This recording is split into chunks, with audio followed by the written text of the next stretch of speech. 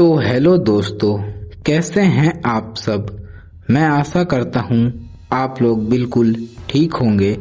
मुझे आप लोगों से एक शिकायत है छोटी सी, कि आप लोग मेरा वीडियो को तो देख लेते हैं पर मेरे चैनल को सब्सक्राइब नहीं करते हैं। तो मेरे छोटे से ये चैनल को सब्सक्राइब कर दीजिए और आइए कहानी को शुरू करते हैं। क्या आपने कभी महसूस किया है कि जब आप रात के सन्नाटे में सो रहे होते हैं तो आपके कमरे के दीवार के दूसरी तरफ कोई और भी सांस ले रहा होता है। आज जो मैं आपको कहानी सुनाने जा रहा हूँ यह कोई काल्पनिक किस्सा नहीं है, बल्कि एक ऐसी खौफनाक सच्चाई है जो मेरे एक दोस्त के साथ घटी है।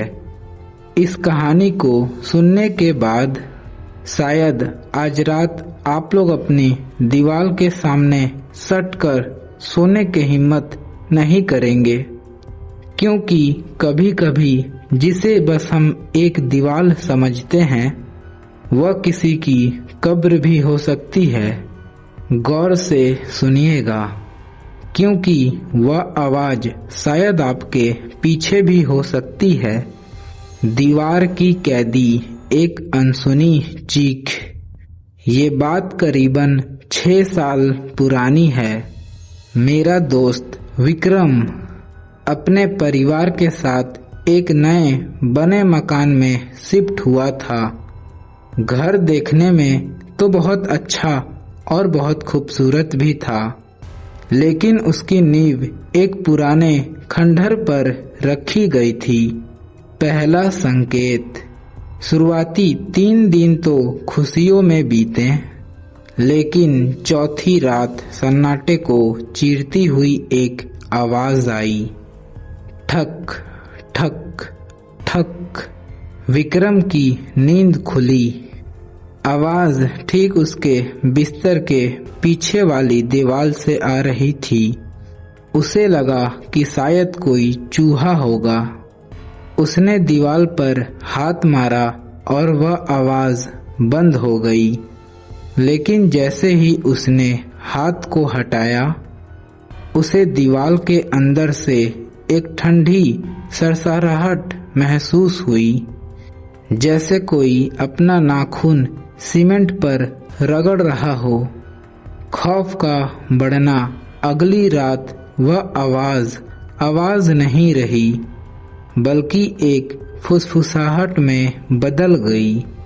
विक्रम ने सुना, कोई बहुत ही धीमी और फटी आवाज में कह रहा था, तारांकन बहुत घुटन हो रही है, इसे हटाओ, मुझे बाहर निकालो। विक्रम के माथे पर पसीना आ गया। कमरे का तापमान अचानक गिर गया था। उसने हिम्मत जुटाकर अपने पिताजी को बुलाया। जब पिताजी ने कान दीवार पर लगाया तो उनके चेहरे का रंग सफेद पड़ गया। दीवार के अंदर से किसी की रोने की आवाज आ रही थी। दीवार के पीछे का सच। फिर मजदूर को बुलाया गया। विक्रम के पिताजी ने फैसला लिया कि वह यह रहस्य को खत्म करेंगे। जैसे ही पहला हथौड़ा दीवार पर पड़ा, धड़ाम, पूरे कमरे में एक ऐसी चीख गूंजी जो इंसानी नहीं लग रही थी। ईंटें गिरनी शुरू हुई और अंदर एक घना काला अंधेरा दिखाई दिया। टॉर्च की रोशनी जब अंदर डाली गई तो सबकी रूह कांप गई। वहां एक कंकाल बैठा था, जिसकी हाथ की उंगलियां दीवार में धसी हुई थी। उसके नाखून घिसकर खत्म हो चुके थे और दीवार पर खून के सूखे निशान थे। ऐसा लग रहा था जैसे सालों पहले किसी को जिंदा यह दीवार में चुनवा दिया गया था और उसने बाहर निकलने के लिए आखिरी सांस तक दीवार को खुरचा था। असली आतंक का शुरुआत पुलिस आई और वह कंकाल को ले गई। सबको लगा कि आत्मा को शांति मिल जाएगी, लेकिन असली नरक तो अब शुरू हुआ। अगली रात जब विक्रम सोया तो उसे महसूस हुआ कि उसके कंबल के ऊपर कोई बैठा हुआ है।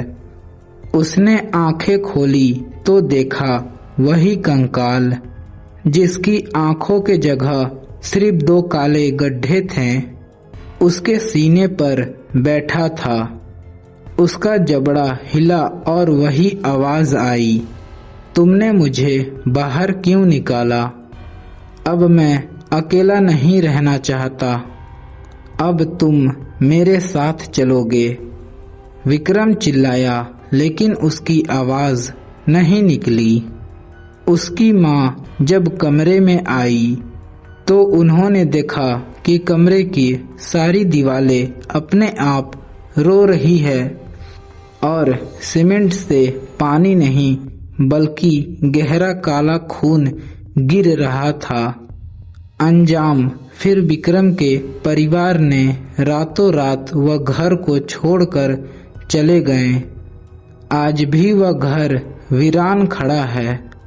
लोग कहते हैं कि जो भी वह घर को खरीदने जाता है उसे गेट पर ही एक धुंधली परछाई खड़ी दिखती है, जो सिर्फ एक ही बात दोहराती है, अंदर मत आना, यहाँ जगह कम है और हम बहुत ज़्यादा।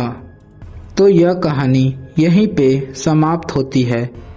कहानी आप लोग को कैसा लगा आप लोग मुझे कमेंट बॉक्स में बता दें, ताकि मैं अगला कहानी इससे भी डरावनी ला सकूं। तो आज के लिए इतना ही, मिलते हैं नेक्स्ट वीडियो में। Bye bye.